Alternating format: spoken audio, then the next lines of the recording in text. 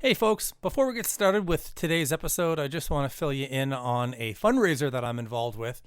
It's the Nashville Rock and Pod Expo, which is a expo with a bunch of rock podcasters. We're trying to get together in Nashville for a expo convention type dealio.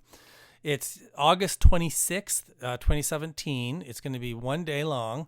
And the idea is to get a whole bunch of rock podcasters together in the same place. So we're talking Decibel Geek Podcast, Rock and or Roll, a whole whack of Kiss podcasts, a bunch of great shows, and get them all together. And we're going to record episodes live. We're going to have some celebrities in there doing signings. I hear Michael Wagner might be coming down.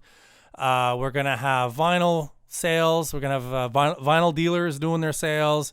All kinds of great stuff. Hopefully some panels where we can discuss podcasting in general and whatnot. And it's just a great chance for us all to get together. Most of these shows, we all appear on other people's show and we've all gotten to know each other. And it's a great chance for us to connect. But more importantly, I think it's a chance for you guys, the listeners, if you want to come hang out with a bunch of us and sit in on a live show or just whatever, hang out. And I think to really celebrate podcasting. So I think it's going to be a really cool event, and we're hoping it's going to be an annual one.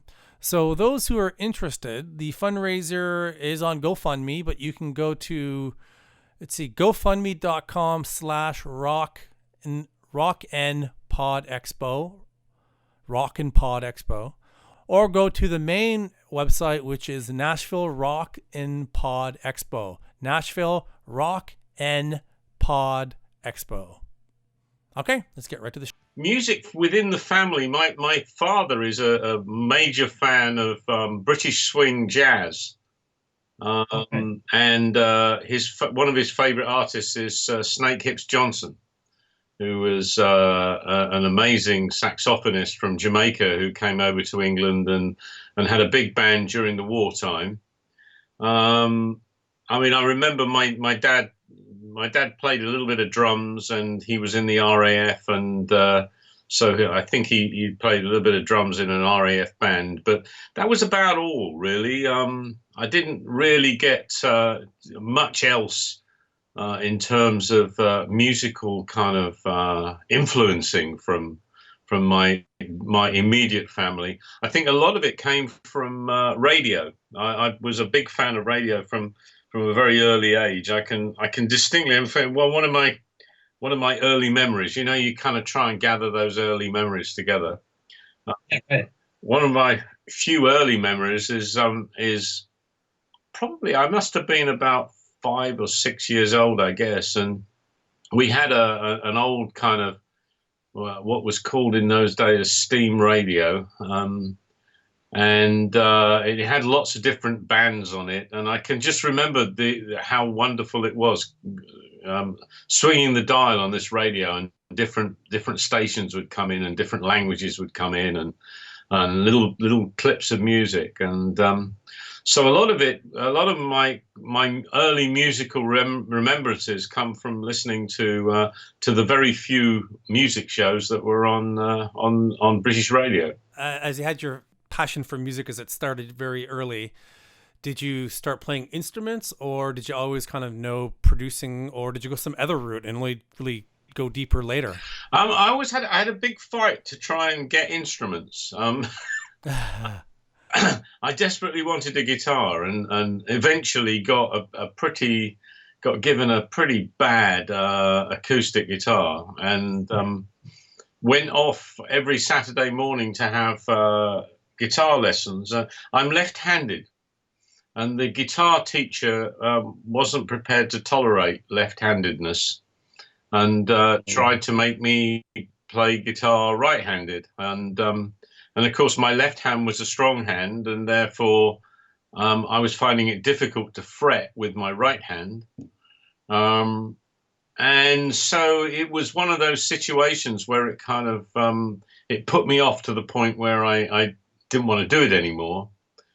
My parents weren't prepared to sort out piano lessons for me. I desperately wanted a drum kit. but that never happened. I ended up in my teenage actually sharing a drum kit with a friend of mine from school because his father would let us play in their kind of sun lounge out the back of their house. So your path definitely wasn't, in a band, couldn't get a deal, so I went behind the board. You must have taken a very different path. How did that path happen? Well, at school, one of the things that I was very, very interested at school was playing with tape recorders. But I also like music, so I ended up in kind of a bunch of people who during our I don't know what the equivalents would be, but in the UK it's the kind of 5th year and 6th year. We used to bunk off quite a lot and go to one of the guys' houses that wasn't too far away, and just play albums and sit the whole afternoon talking about music. So I kind of was very drawn into music from that particular perspective. But I also like mucking about with tape recorders. Another friend of mine and myself, we ended up doing the sound for the school plays. We ran a radio station at school as well. We discovered that there was a system for broadcasting down a wire into all the classrooms, and we got permission to do a radio show twice a month in one of the classrooms. And so we pre-recorded it and put it on tape, and then just ran the 45-minute show at lunchtimes. That's not very different than what I'm doing now, is it? Oh, well, absolutely. And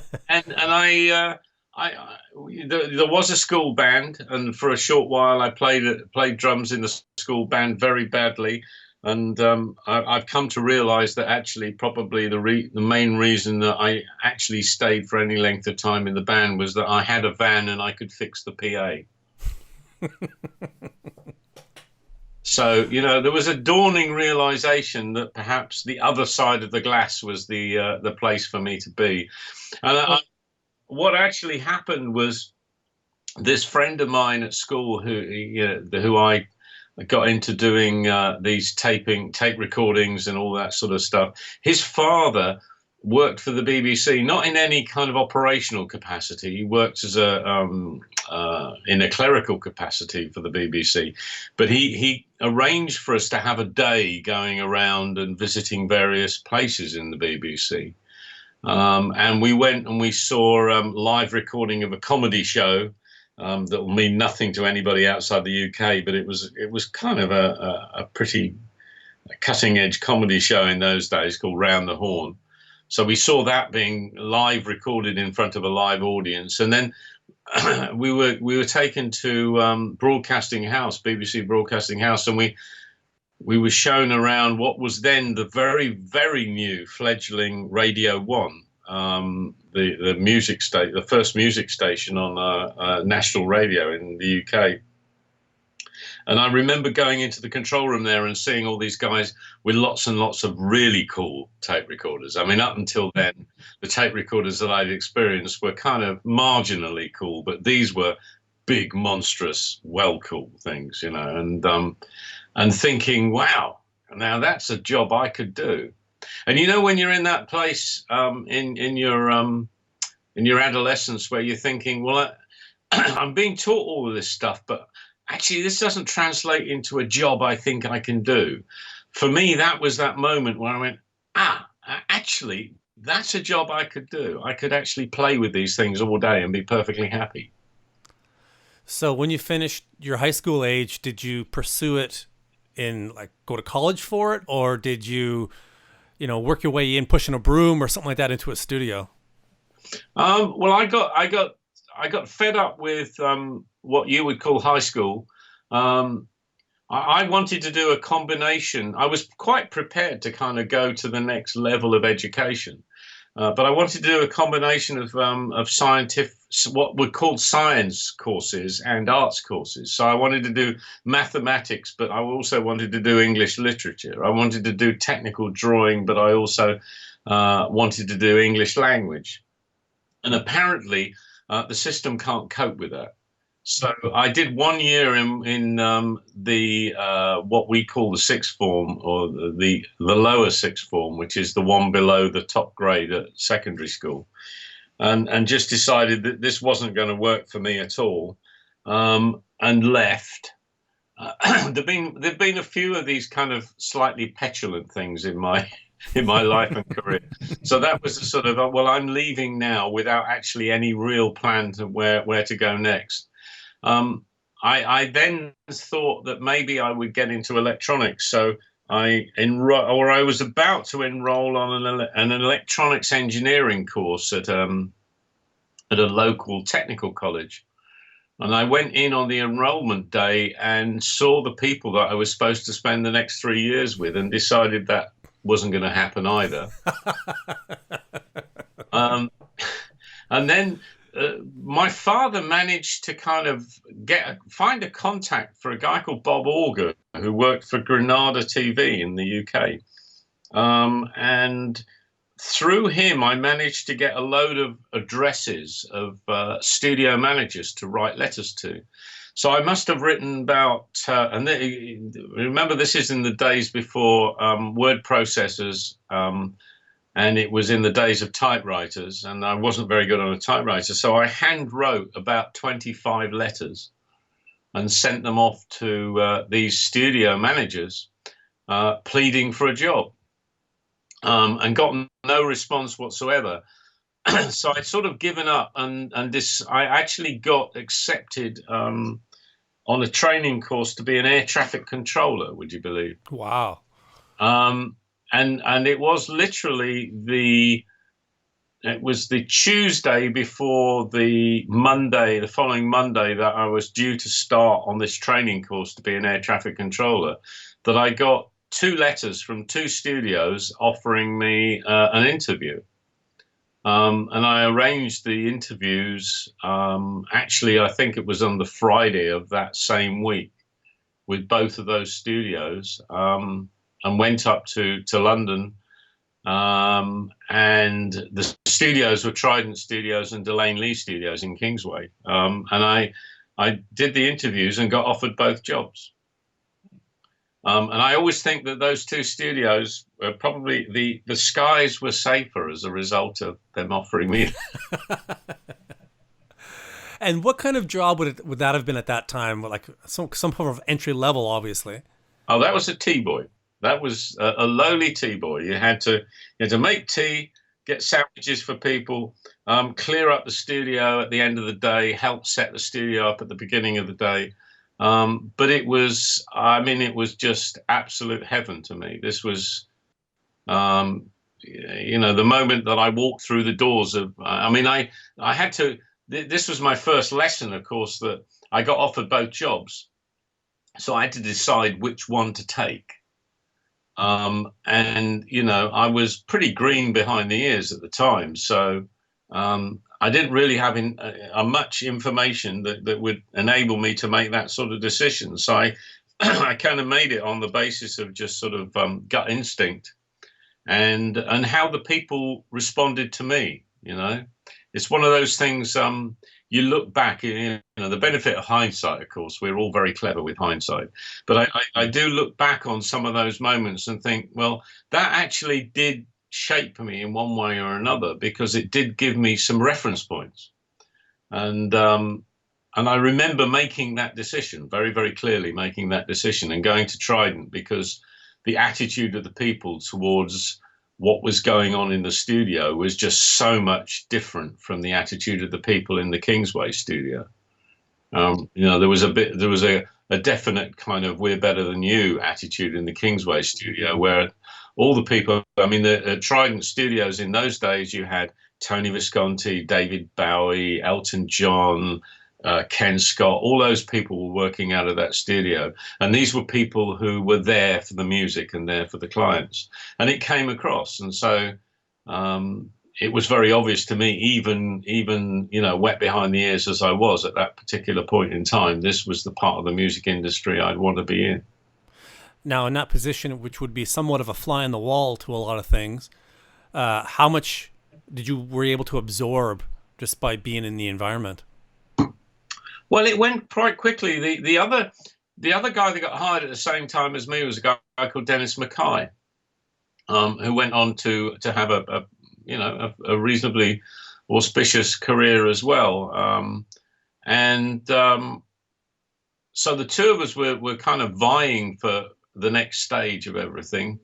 Quite quickly during that period of time, I was asked to go and run. Well, Trident Studios had delivered one of the first 16-track tape machines. It was a 3M M56 16-track tape machine, and their machine room was on the first floor, and the recording studio was on the ground floor and in the basement, and the mix room was on the first floor just down from the machine room. And the machine room served both of the studios.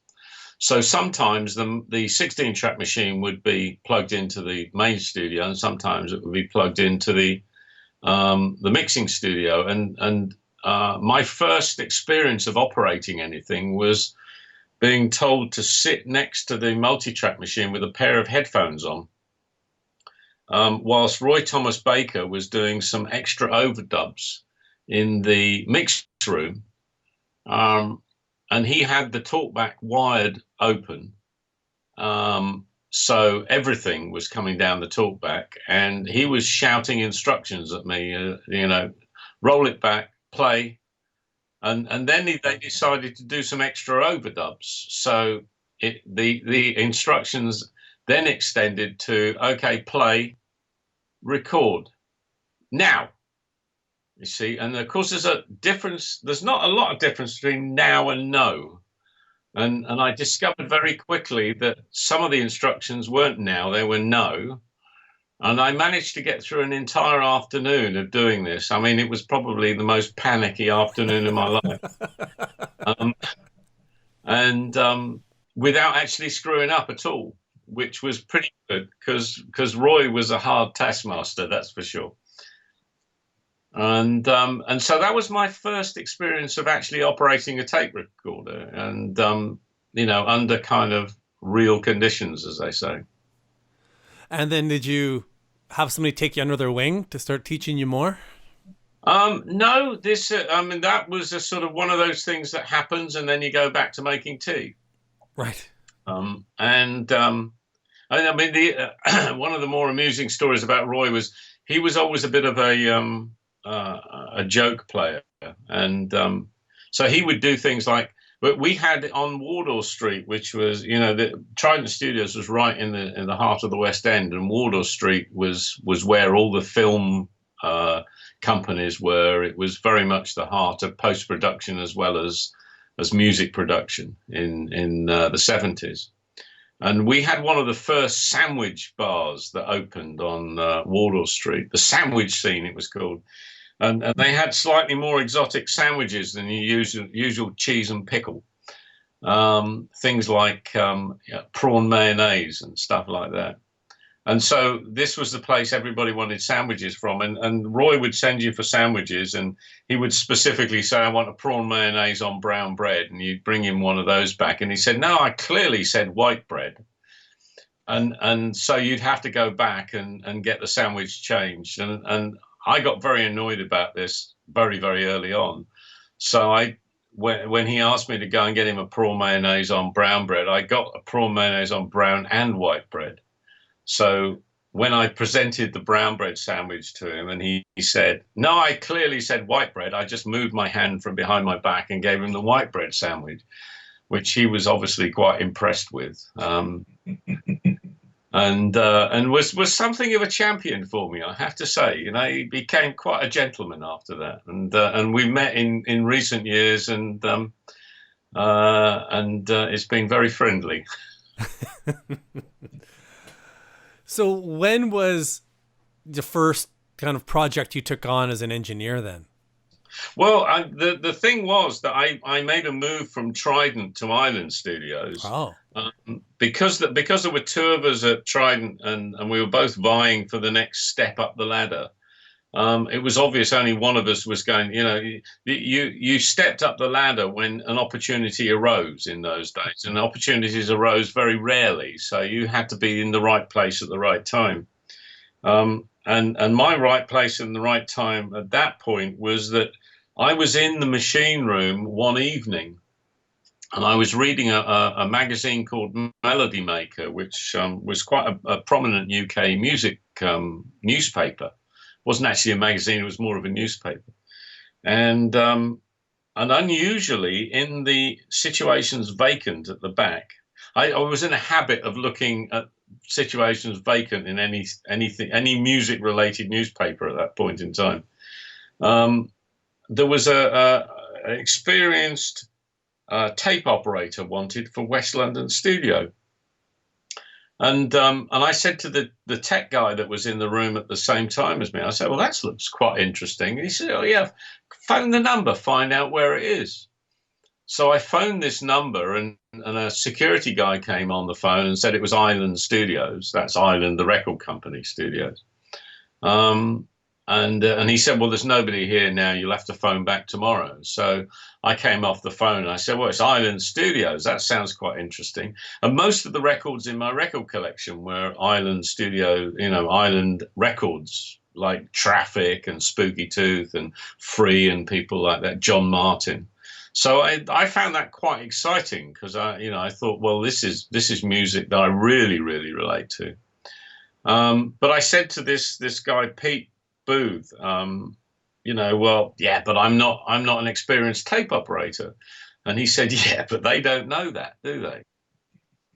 And so he convinced me that I should phone up the next day, which I did. I phoned up and I got an interview later in the week at at Island Studios and managed to land the job. So I moved from Trident after about 6 or 7 months. I moved to Island Studios straight into a job as a fully fledged tape operator. And of course, the thing I had to do then was hang on to the job, which was something of a challenge. But the people at Island Studios, they obviously had hired me because of who I was rather than what I knew, and so they were very supportive. And how long did you do that for before you started working your way up? Well, the whole period at Island Studios, I guess I was there for about 4 or 5 years. And I worked my way through from being a tape operator or assistant engineer up through to being a fully fledged engineer during that time. And that's early 70s? Yeah, that's early 70s, yeah. So in terms of your first engineering job, do you remember what it was? Yeah, I mean, the first thing that I actually got to properly engineer was a guitar player called Luther Grosvenor, who was the guitar player from Spooky Tooth. And he was making a solo album, so I ended up... I mean, there were probably engineering jobs before that, because the way that it used to work was that if an engineer didn't turn up for a session and you were the tape operator or assistant on the session, then you got to be the one to do the session. So it was sort of by default, really. There was a kind of a peer system that was operated then. So I would have probably done a couple of commercials. The studio operated on the basis that it was an operational basis that was adopted quite successfully by Power Station in later years. But Island Basing Street had sessions that ran from 10 till 1 in the morning, which were probably mostly commercials and pop sessions. And then there was a slot from 2 till 6 in the afternoon, which was also commercials and pop sessions. And then all the hardcore rock stuff started about 7 o'clock at night and went round the back end of the night. So there was always an opportunity for doing some of these pop sessions or commercials. And so that's what you cut your teeth on, really, was doing fast, quick thinking, immediate recording for those sort of things. So you sort of you worked your way up like that, and there was a great relationship between all the people at the studio in those days. People didn't get upset about being an assistant for one of the other engineers who was relatively on a par with you. And they wouldn't be bothered about being an assistant for you, even though they were perhaps a little further up the road than you were. So we all sort of supported each other pretty well. The whole point, really, the focus of everything was Ireland and Basing Street Studios. Basing Street Studios at that point in time was your calling card. I always reckoned you could go anywhere in the world and say, I'm a Basing Street engineer, and people would go, that's absolutely fine. Come on in and do whatever you want to do. And you raise a good point that it's also a studio. You're working at a studio that was going 24 hours a day. So you're basically living there probably. Pretty much, yeah. I mean, even if you got a day off, you tended to go in there because your social life was part of the studio as well. There's another really important part about that particular studio as well, is that sometimes I do lectures about that particular part of my life, and I show a photograph of Ireland Studios where you see it was an old church that it was converted from, and then there was a bit that was added on the top end of it, and the thing that I point out is that the biggest part of the building was the studio, and the smaller part of the building was the record label, but the two of them were joined together. And there's something quite significant about that it was different in those days, but most particularly was extremely different about Island Records, was that the juxtaposition between the creative part of making music and the selling part of making music, the balance of it was about right. And it wasn't just right in people's heads, it was right actually in the physical building that manifested it. You're doing this for a couple of years. When does Bob Marley enter in, Nick? You did a couple of his records. Well, that was during the time I was at that point an engineer. Wasn't being paid as an engineer, actually, but I was predominantly doing engineering sessions, and it came through the studio office. Our schedule was organized by the studio office, and I was sort of called in by the girl that did the bookings and said that Chris wanted me to do these sessions with Bob Marley. I kind of think it was partly because I'd done some rock work and I'd done some reggae work. I'd been working on a whole bunch of different reggae artists that obviously were coming through Ireland at the time. And so, as part of this idea, I mean, it was entirely Chris's idea to do this combination between, or to introduce rock music into reggae, and so we were sent the tapes over. I mean, we were constantly getting tapes over from Jamaica of one artist or another, and we were sent this bunch of tapes, which were the Bob Marley tapes for Catch a Fire, and so I dubbed those up from 8-track to 16-track, and then we set about getting a whole bunch of different rock musicians. We had some relationships with various rock musicians. There was a sort of a desire amongst Basing Street in general, or Island Studios in general, to have a mirror to Muscle Shoals in America.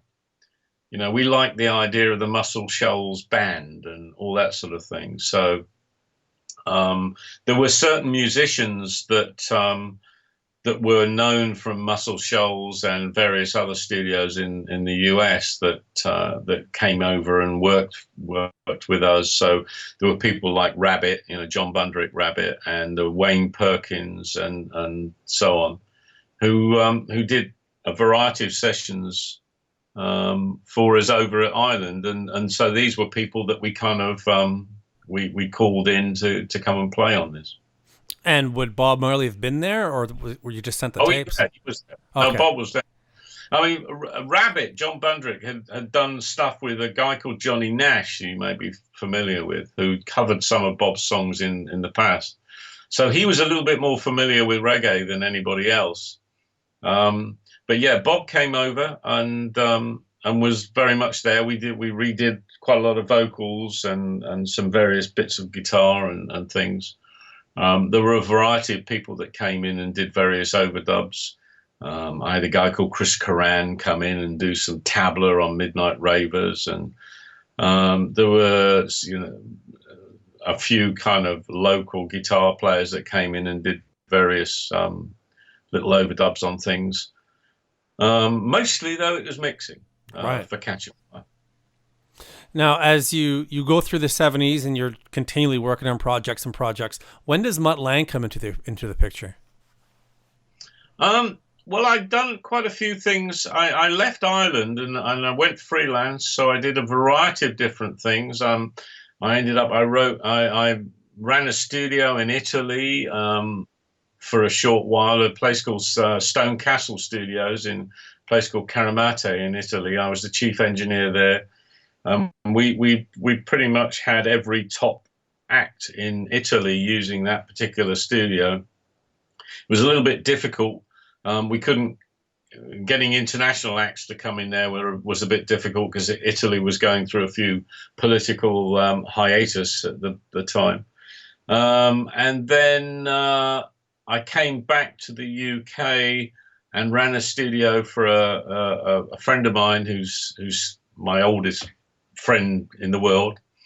And I did things like the demos for Thin Lizzy and the Stranglers and quite a few bands like that. We did a lot of punk stuff that was going through, England was going through its big punk thing. So the Adverts, Penetration, let's think about some of the other bands that came through. There's quite a few bands that came through this little studio of his. And then, in fact, it was this friend of mine, Adam Seif, who'd struck up a friendship. Well, I think, in fact, his wife had struck up a friendship with Mutt's wife at the time. So there was, one of those things. So Adam then struck up a friendship with Mutt because they're both completely nuts about all sorts of, just the intricacies of different music and stuff. And Adam's a big country music fan, and Mutt actually, surprisingly, is a big country music fan, or maybe not surprisingly. So there was a lot of chatting going on, and apparently Mutt just said to Adam, I'm doing this album with this band AC/DC, and I really need somebody who knows how to get a good British rock sound to mix it. And Adam said, well, it just so happens I know exactly the guy. And so that's how the introduction came about, basically. So I had a conversation with Mutt on the phone, and then he invited me down to the studio, and I met with the band, and then I ended up mixing Highway to Hell. And was that a difficult album to mix? Not particularly, no. There was only one real challenge. That was it. It was recorded in a studio called Roundhouse Studios, which is quite a dead studio, and a lot of stuff had been recorded sort of one at a time. And so getting it to blend together so it sounded like a band playing in one room was the only real challenge. But we did it at Basing Street, and I set up some speakers out in the studio, and we used that as our sort of main reverb.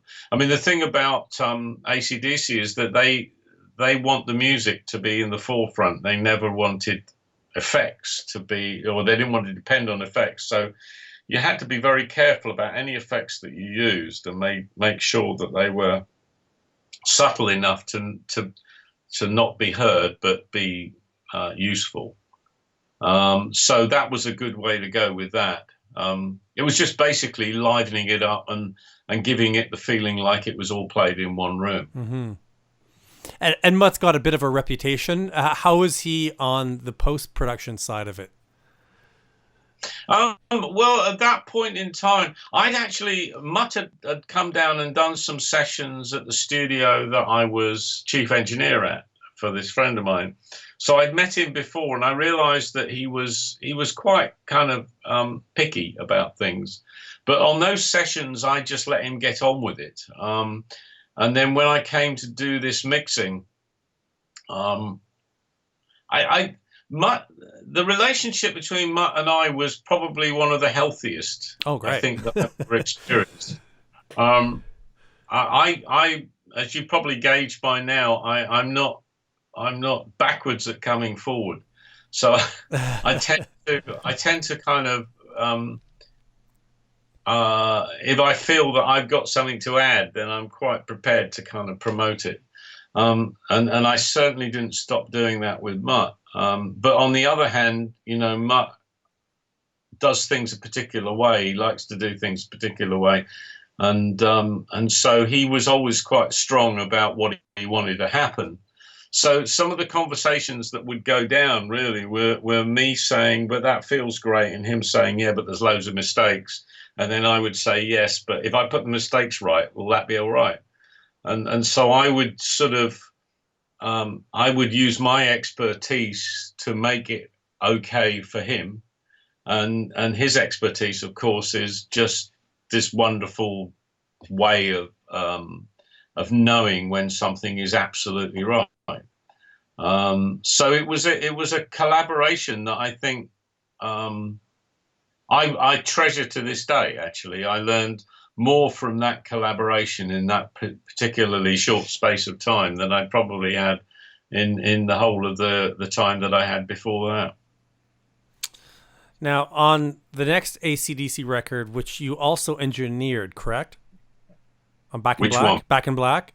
That was one of those moments when you get asked back. You do an album and you never expect after you've done an album to be asked back. So when you do get asked back, that's a really nice thing to happen. Right, yeah. And so the band had gone through a tragedy of losing their singer, and that's a big thing to come back from. How were the sessions for that? Well, I was working on another album with Mutt when we got that news. I mean, I don't know whether I've sort of gone through this before with people, that it was a very strange day. I was working on this other album at Battery Studios that Mutt was involved with, that was owned by Zomba, who managed Mutt. And actually he was picking me up every day to take me into the studio because I was staying with this mutual friend of ours in London. And Mutt went out. Mutt took a phone call. This was in the days before mobiles. So a call came in for Mutt to take, and he went out of the control room to go and take the phone call. And when he came back into the control room, he said, you're not going to believe this, and then said, Bond's dead. So we were sort of, up until that point, we'd been on the way in every day. We'd been listening to demos that Angus and Malcolm have been sending of riffs that they've been working on in rehearsal. So this was kind of, we were geared up for and ready to go and make this album. And so this was a massive, massive blow in every possible respect. So then what happened over the next few days, everything kind of unraveled, and we learned that they were going to carry on, and the next thing was really find a new singer. So during the course of going in every day to do this other album that Mutt and I were doing, we were listening to cassettes of singers that they were auditioning. So we were sort of very much part of that whole auditioning process, listening to what was going on, and Mutt was feeding back to the band, what he thought about that. And then eventually Brian was chosen, and then we got into the whole aspect of planning what comes next and how we were going to make the album. For the sessions themselves, what was the tone of it then? Actually, well, I don't know whether it's unusually buoyant is a way of putting it. The point is that what had happened, and there wasn't anything anybody could do about it. And having made the decision that everything was going to go forwards, there was no point in doing that in a morbid way. An album had to be made, and the album had to be exciting, and it had to be vibrant, and it had to be the sort of album that AC/DC fans wanted to listen to. It was perfectly okay that there was a certain degree of respect paid to Bon. But by the same token, there's a job to be done. So there was a great deal of mutual support going on. Everybody knew what was going to happen, but we certainly, you didn't have any kind of perpetual hand wringing going on or anything like that. I would imagine even a sense of relief at that point that they've, it's still going. It's still, the band is still a thing. I don't know about that, because it was a conscious decision they made. This is Angus and Malcolm were not people who kind of sit one side of the fence or another. They decide which side they're going to go, and they do it. Yeah, right. And that's what they did, and I respect them to the end of my days for that. I think it was the right decision, obviously. But I thought that at the time, and I think the integrity that they took that decision was absolutely superb. You don't see that very often in the music industry. And obviously, that album was as big as an album can be, really, in terms of popularity. Did you have a sense when you were recording it that you had something special? That's the inevitable question. I think yes, I had a sense that it was a special album, but you kind of, you buoy yourself against that, because the number of times that I've been working on an album when I thought, wow, this is great. This is a really good album. This deserves to be successful. And for reasons completely beyond anybody's control, it isn't successful. So you sort of, you steel yourself against too much positivity in those sort of respects. So I was aware that it was a great album. I was aware that it was a special album, if you like. Certainly, I mean, I remember coming back home and playing, after the mixes, playing the mixes to my wife. And she's not often disposed to going, oh, that's a bit good. And she did on this particular occasion, and I thought, oh, well, that's a good omen. Yeah, definitely. Right. But yeah, I think there were other occasions as well, actually, slightly before that, when we'd finished mixing it in New York, and Mutt and I were asked to go and present it to Atlantic. So we went to Rockefeller Plaza to present it to the marketing people at Atlantic, and I made a very special kind of 15 inches per second quarter-inch tape copy of the album, and got set up a really nice sound system in the boardroom at Rockefeller Plaza, and we blew the heads off these guys. And I can remember sitting there thinking, oh, this is damn good, but then the response from some of these guys, these sort of besuited salespeople from around America, I mean, one of them actually said, when we played You Shook Me All Night Long, the head of marketing for Atlantic said, yeah, I think that's a real single at some point. What do you reckon? And one of these guys goes, I don't see that as a single at all, And I just thought, I think that's a pretty damn good song. And of course, that was one of the biggest rock singles of all time. So that was the point at which I lost any fleeting respect that I had left for marketing departments in record labels. Yeah, because it did rather explode. Still one of the top selling albums. I think they still sell a lot of albums every year on that one. I think so. I mean, the great thing is that Highway to Hell sold really well on the back of Back in Black as well. And I think those. Not so long ago, I was asked to do the QC, the quality control for the box set, that remastered vinyl that came out. And whilst I was doing that, of course, I was going through the chronology of AC/DC, listening to it on vinyl. And I have to say that when you listen to the development of AC/DC as it goes through all those early albums, and then you get to Highway to Hell and Back in Black, and it just takes off, you know. And I really, when you look at it in that with that kind of perspective, it was something particularly special. Your partnership with Mutt continues, I guess, for Foreigner 4. So Yeah. At that point, you two were somewhat of a team. To an extent, yeah. Yeah.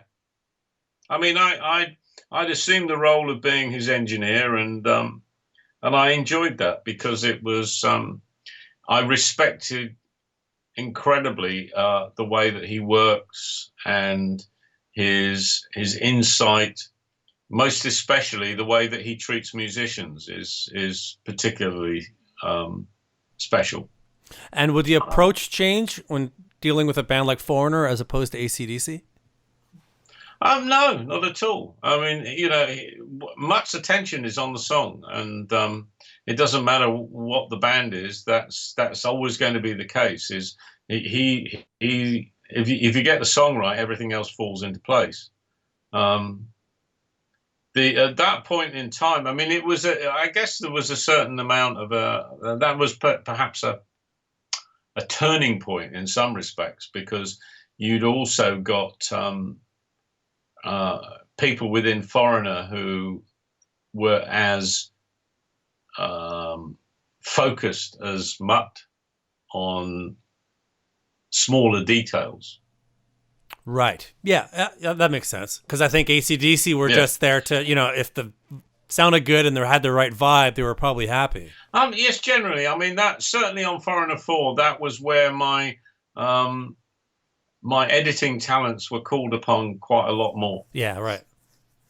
And was that a long production for that album? That was a very long production. I mean, it was long getting off the ground.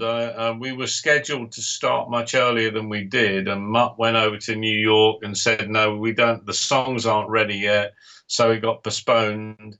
And then I went over to New York ready to start the album, and Mutt said, "No, the songs are still not ready yet." I actually had my family out there, so we had a summer holiday in New York whilst we were waiting for the songs to get ready. And then we finally started the recording. That stalled a little bit because we started recording in Atlantic Studios uptown, and there were a variety of problems we were having with the studio. And in the end, I suggested that we moved it all down to Electric Lady, which we did.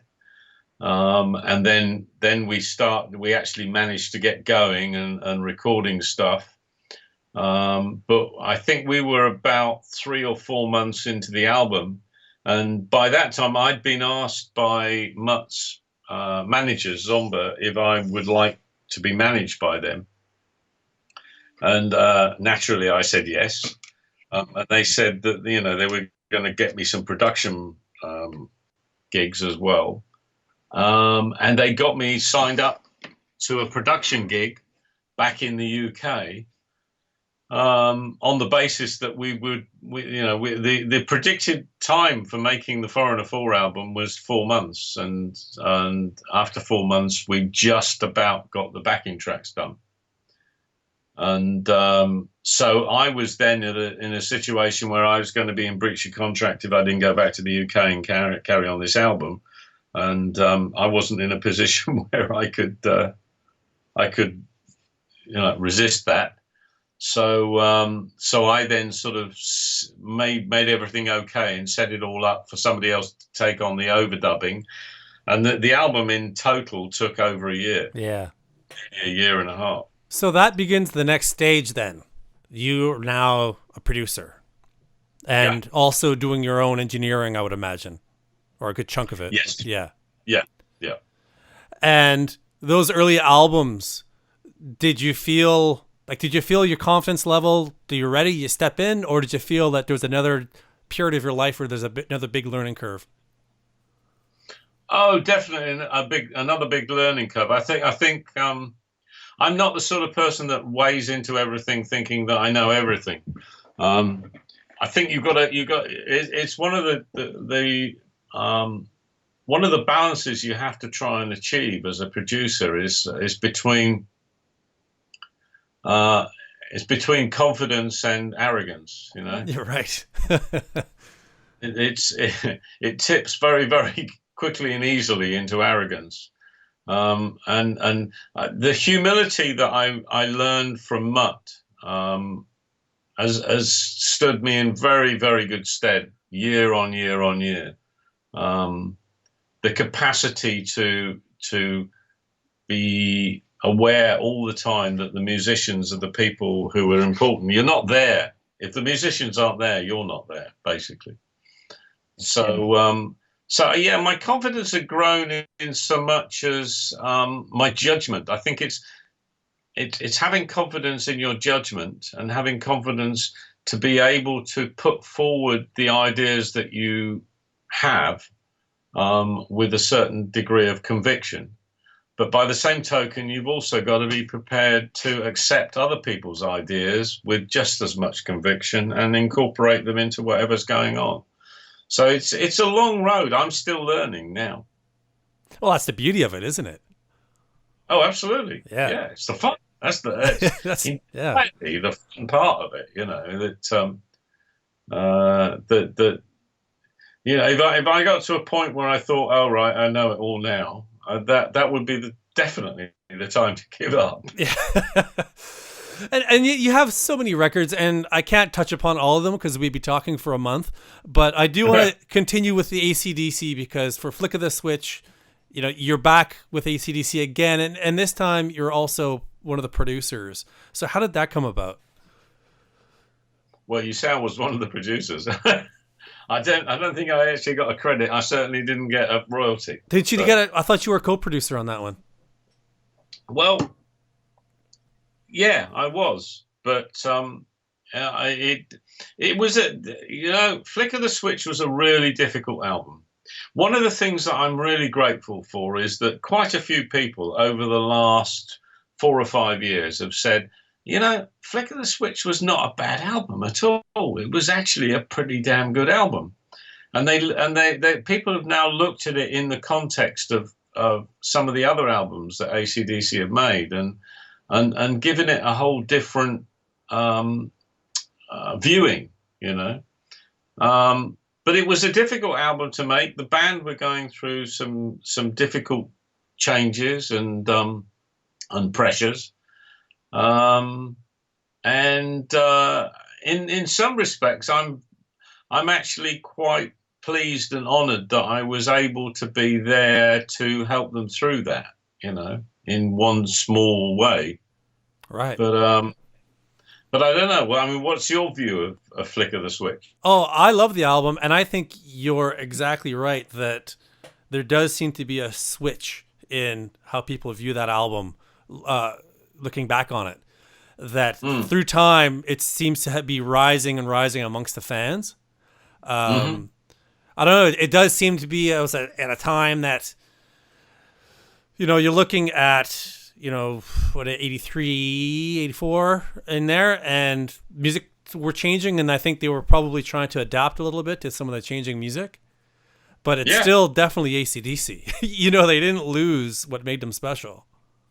Well, you know, I did a bunch. I did a bunch of mixes. The first set of mixes that I did of half of the album, I took them to Cliff Cliff Williams had a portable sound system that he took everywhere with him, which was pretty good. And I helped him to kind of specify it. So I quite liked going to his room to check out mixes, because it was it was more than just listening to it on a Walkman or something.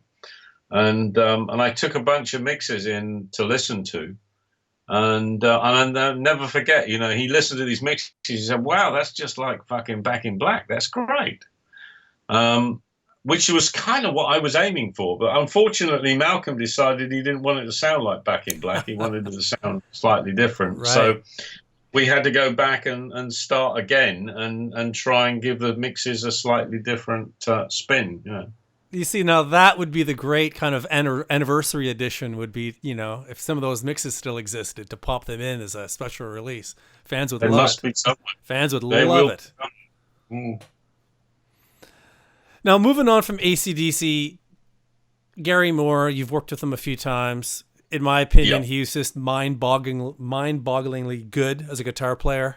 He's just, what were your impressions of him? Well, the first time I worked with him was in this studio that I ran for this friend of mine when we were doing the Thin Lizzy demos. And this was just at the point when he was about to leave the band, although he didn't know it. So I did a recording of Still in Love with You and a couple of other tracks, Empty Rooms and so on, with Gary playing guitar on them. And then they came back into the studio with Brian and Scott.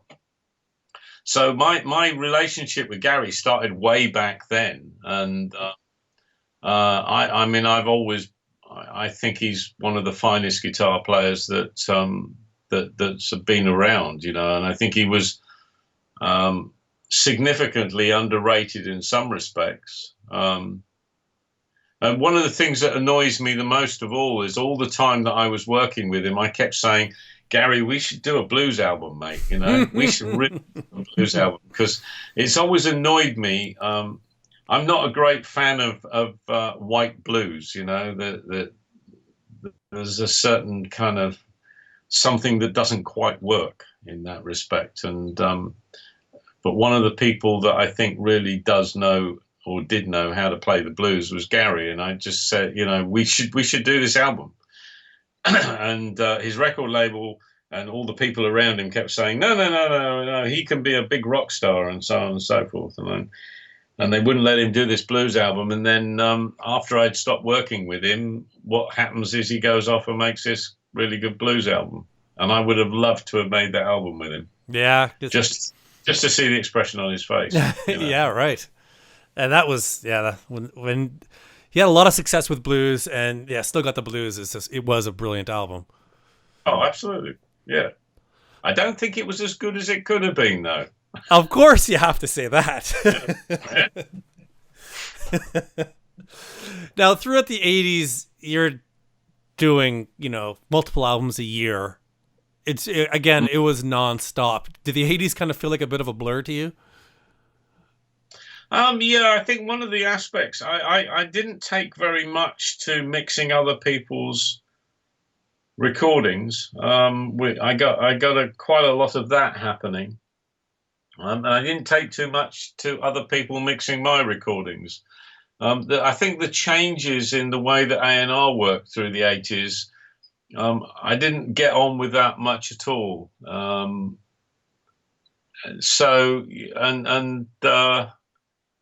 The music industry changed quite dramatically during that particular period of time. So, I had a lot of fun, absolutely had a lot of fun.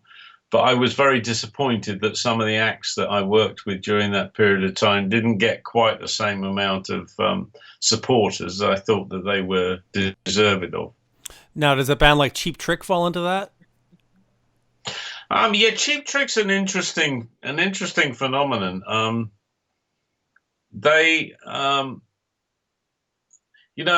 I think they're one of the finest bands that have ever been around. I really do. I think they're just astonishing people and astonishing musicians.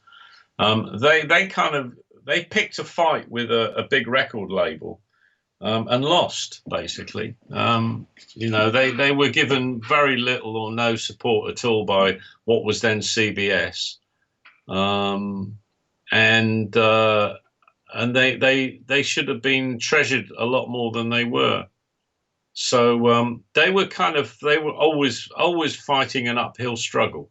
And then I guess it was shortly after, they made a bit of a comeback, with somebody else's song shortly after you'd finished working with them. Yeah, I mean, they got into they write great songs and they play great, and there is no reason why they shouldn't make success with their songs and their playing. So one of the things that I tended to do is sometimes side with the artist against the labels and all of the greater forces in the music industry, and I'm always the one that ends up getting it in the face, But I don't mind doing that because I think that's the right way to go, and I think the Cheap Trick should be celebrated for what they've done. It's they made some absolutely fan. I mean, Dream Police was one of my favorite albums. It was never off my turntable after it first came out. So to get to work with these guys was an absolute dream, and I absolutely loved it. And were there any surprises with them, that things that they could do that you didn't expect? Or I don't think there was much they couldn't do, to be honest. They were fantastic live. They were fantastic in the studio. They could party like nobody else could. Great musicians, and Robin Zander, what an amazing singer. I mean, he's one of the best rock singers of all time, as far as I'm concerned. And Rick, great guitar player. Yeah, he's something else. I think he's underappreciated, frankly. Yeah, I mean, they are the archetypical example of a band just being totally sold down the river by the industry. Okay, I want to jump up a little bit to the Dio record you did, Lock Up the Wolves. I've had Rowan on the show before, and he's awesome. And I think that's another kind of example of an underappreciated album. What were your experiences working on that, and how was Ronnie to work with? Ronnie was great. He was absolutely fantastic. I thoroughly enjoyed working with him. And Rowan was astonishing. Right? I mean, what a talented guitar player. I really enjoyed working on that album. That was a good example of an album that was slightly out of my control. And it's one of the lessons I've learned is to make sure that one has enough control to make sure that things don't go completely awry. I mean, I didn't have control over the studio that we recorded in, which made it difficult to record.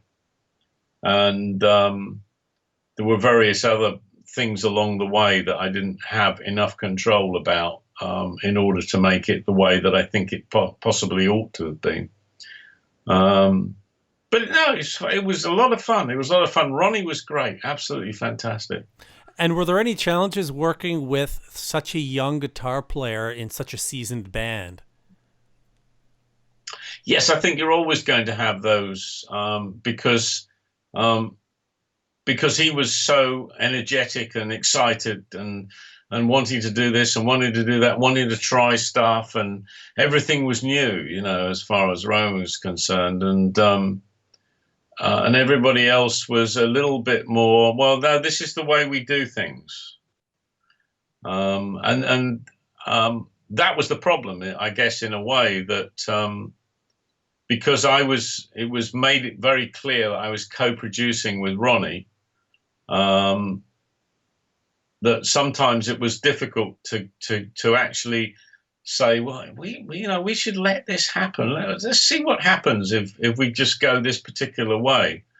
When I think one of the problems that you can face sometimes, and certainly this is something that I've learned, when you're working with an artist like Ronnie, who has made so many albums, they do rather get into a mindset that is almost predicated by what the fans are expecting.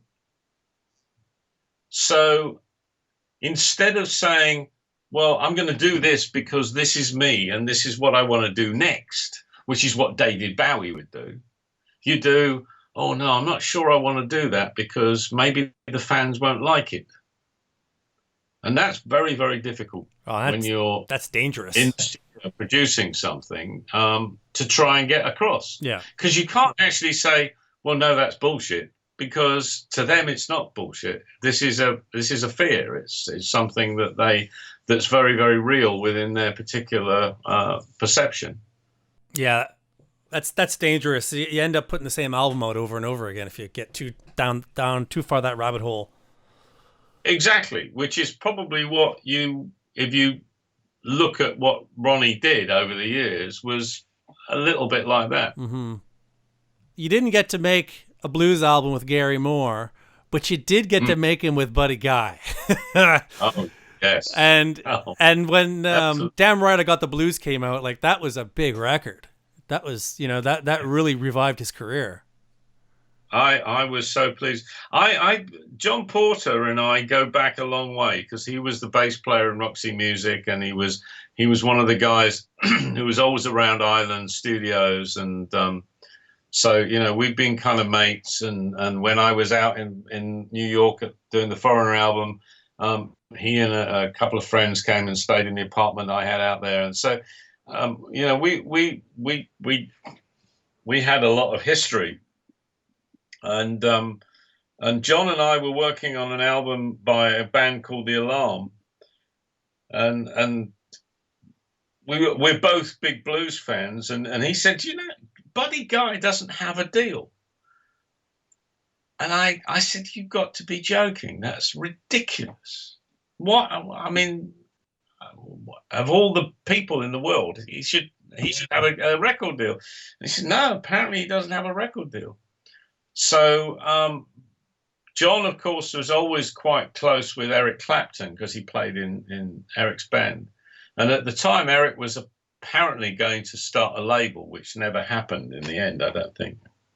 And John talked to him about, John had sort of said the same thing to Eric. Well, Buddy Guy doesn't have a deal. And Eric has said, well, he should be on my label, which, of course, came to nothing at all. But John stuck with it, and he spoke. I kind of brought him in a little bit into the Zomba stable at the time, and he ended up speaking with Andrew Lauder at Silvertone, and said the same thing. And Andrew Lauder, being a proper A&R person, a real A&R person who knows what an A&R person should be, immediately signed up Buddy Guy, and then immediately went about organising an album that was fitting for a man like Buddy Guy. And that was I'm pleased with it because I think it was a damn good piece of production.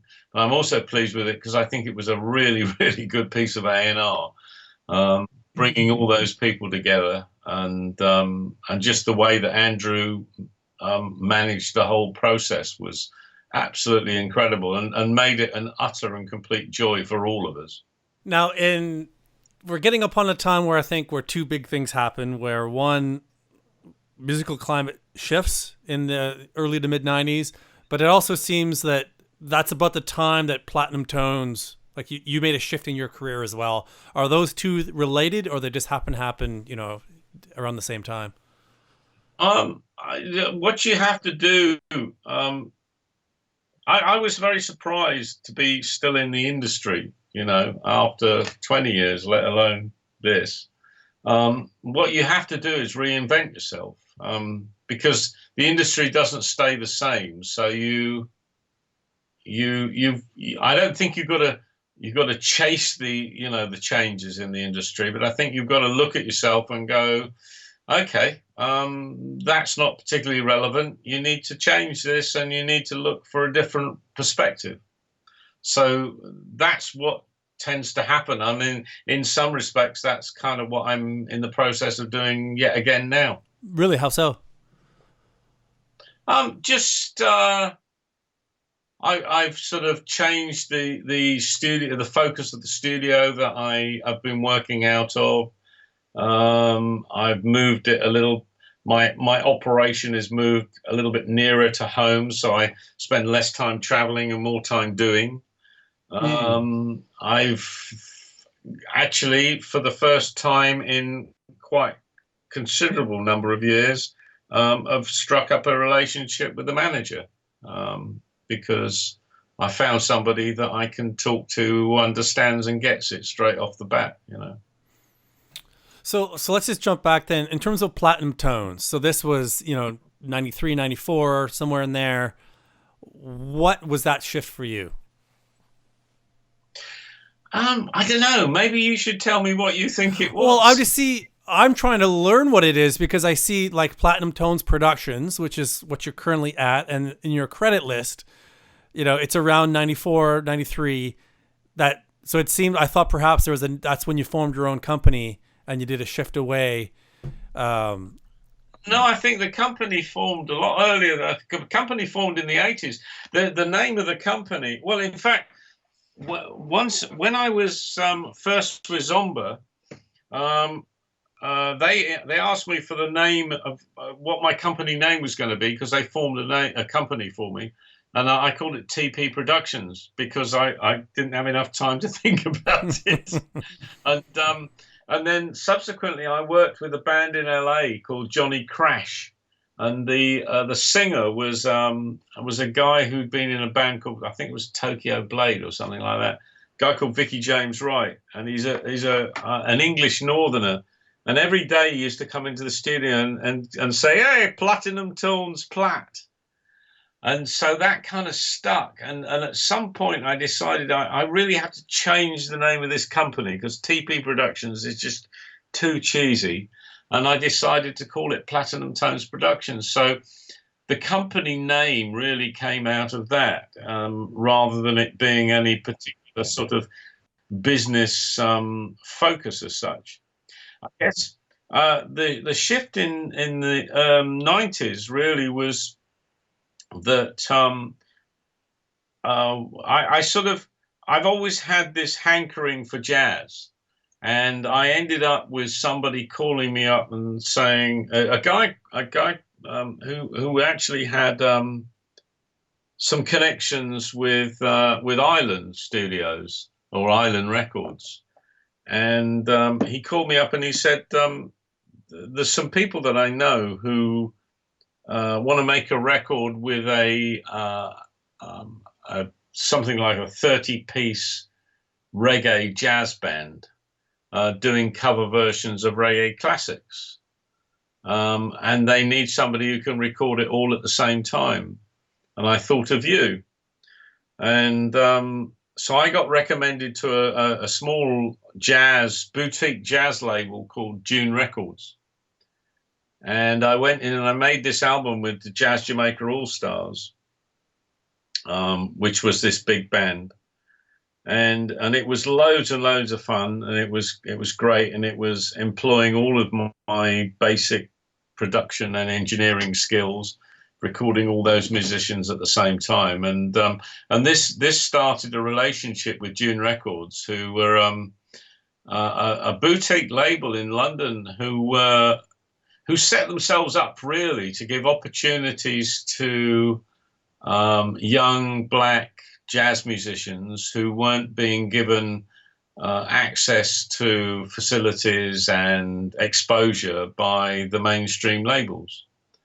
And that's led to me having a relationship with great players like Soweto Kinch, Dennis Baptiste, Abraham Wilson, who sadly has now died, and so on. For about 4 or 5 years, I engineered and produced the entire output from that particular label. And creatively, did you find a bit of a recharge of working with lesser known but maybe more creative acts? It was absolutely fantastic. It was, it still goes on because this year I've just engineered and produced the latest album by Soweto Kinch. Everything that he's done, we've done together. So it's an ongoing thing. I mean, throughout that period as well, I obviously did lots of other things, because for me, it's always been about juxtaposition. It isn't, I think you can get very, very stuck if you're not careful, if you stick yourself in one particular musical genre and don't move outside that. Oh, absolutely. In terms of the shift then from tape then to digital, which again, within the 90s that started happening, how did that affect you? Was that an easy transition for you?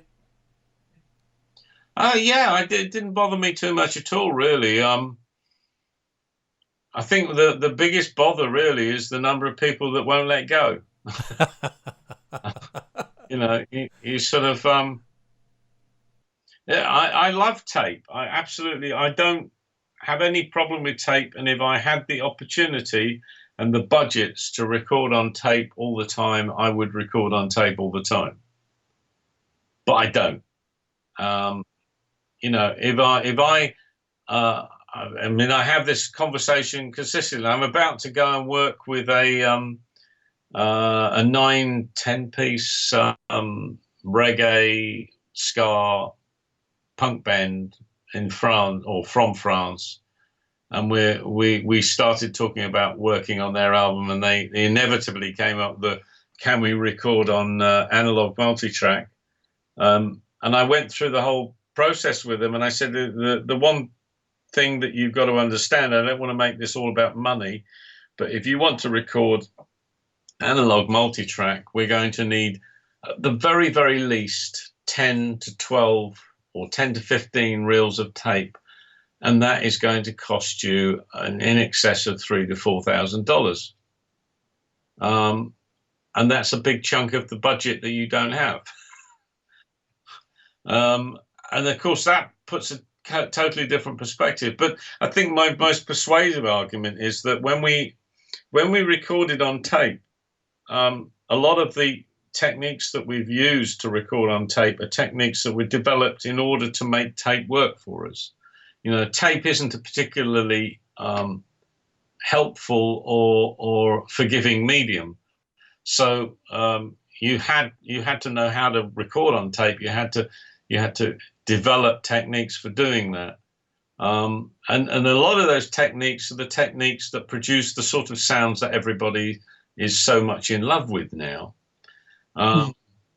But the thing is that if you try to record digitally on digital workstations the same way as you record on tape, you won't get good results.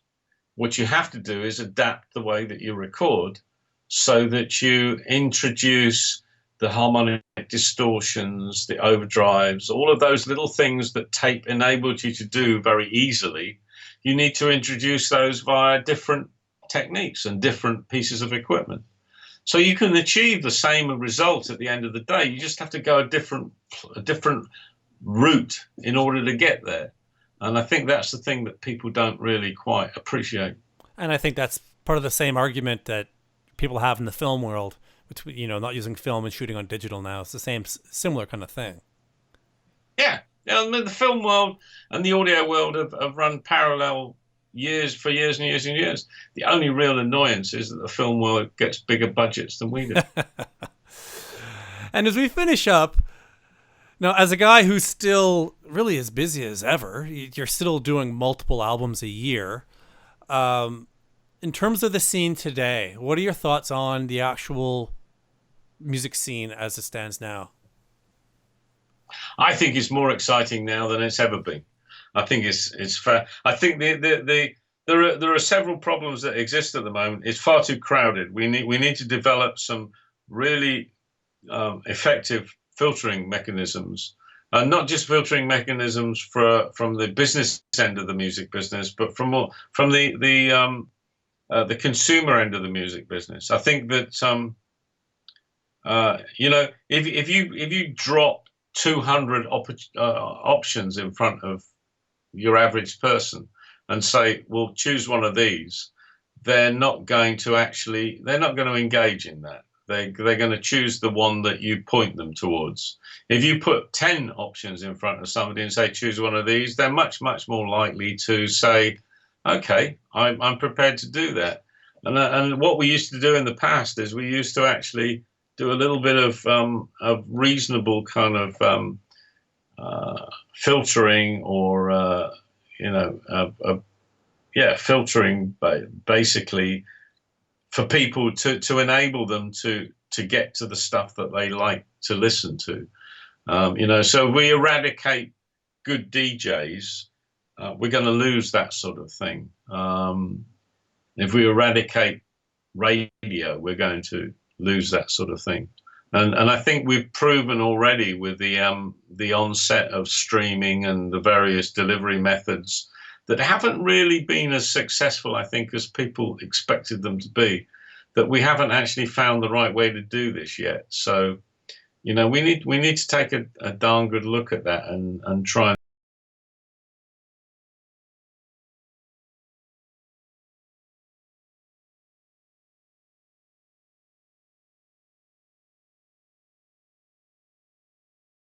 Okay, that's our show. Thanks again to Tony for coming on.